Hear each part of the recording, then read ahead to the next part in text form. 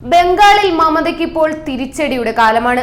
മുൻ രാജ്യസഭാംഗം കെ.ഡി. സിംഗിന്റെ നേതൃത്വത്തിലുള്ള ആൽക്കമിസ്റ്റ് ഗ്രൂപ്പിനെതിരായ കള്ളപ്പണം വെളുപ്പിക്കൽ അന്വേഷണവുമായി ബന്ധപ്പെട്ട് തൃണമൂൽ കോൺഗ്രസിന്റെ പക്കൽ നിന്നും 10.29 കോടി രൂപയാണ് എൻഫോഴ്സ്മെന്റ് ഡയറക്ടറേറ്റ് കണ്ടുകെട്ടിയത്.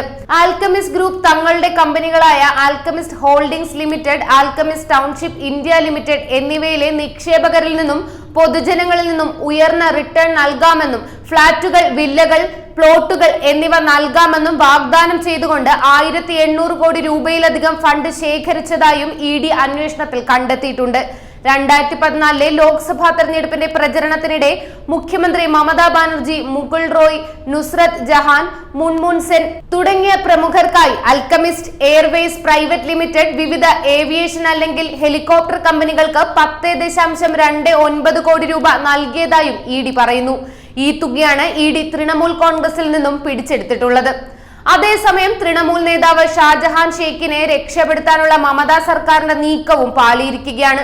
ഷാജഹാൻ ഷെയ്ഖിനെതിരെ CBI അന്വേഷണത്തിന് ഉത്തരവിട്ടുകൊണ്ടുള്ള ഹൈക്കോടതി വിധി റദ്ദാക്കണമെന്ന ആവശ്യം സുപ്രീം കോടതി തള്ളിയിരിക്കുകയാണ്. കള്ളപ്പണം വെളുപ്പിക്കൽ കേസ് പരിശോധിക്കാനായി എത്തിയ ഇ.ഡി. ഉദ്യോഗസ്ഥരെ ആക്രമിച്ച കേസിലാണ് തൃണമൂൽ നേതാവിനെതിരെ CBI അന്വേഷണത്തിന് ഉത്തരവിട്ടിരുന്നത്. ജസ്റ്റിസുമാരായ B.R. ഗവായും സന്ദീപ് മേത്തയും അധ്യക്ഷനായ ബെഞ്ചാണ് ഹർജി പരിഗണിച്ചത്. പരിശോധിച്ച ശേഷം ഇടപെടാൻ കഴിയില്ലെന്ന് കോടതി വ്യക്തമാക്കുകയായിരുന്നു. അതേസമയം പശ്ചിമ ബംഗാൾ പോലീസിനെതിരെ ഹൈക്കോടതി ഉത്തരവ് പുറപ്പെടുവിച്ചതിനെതിരെ നടത്തിയ പരാമർശങ്ങൾ റദ്ദാക്കാൻ കോടതി സമ്മതിച്ചു. ഈ മാസം 5-നായിരുന്നു ഇ.ഡി. ആക്രമിച്ച കേസ് CBIക്ക് വിടാൻ കൊൽക്കത്ത ഹൈക്കോടതി തീരുമാനിച്ചത്.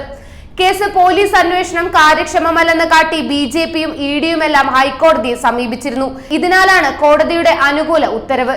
എന്നാൽ ആദ്യ കേസ് CBIക്ക് കൈമാറാൻ പോലീസ് വിസമ്മതിച്ചു. ഇതിനുശേഷം വിഷയത്തിൽ കോടതി വീണ്ടും ഇടപെടുകയായിരുന്നു. ഇതിന് പിന്നാലെ CBI ഷാജഹാൻ ഷെയ്ഖിനെ കസ്റ്റഡിയിലെടുക്കുകയും ചെയ്തിരുന്നു. കൂടുതൽ വാർത്തകൾ അറിയുവാനായി ഈ ചാനൽ സബ്സ്ക്രൈബ് ചെയ്ത് ഫോളോ ചെയ്യുക.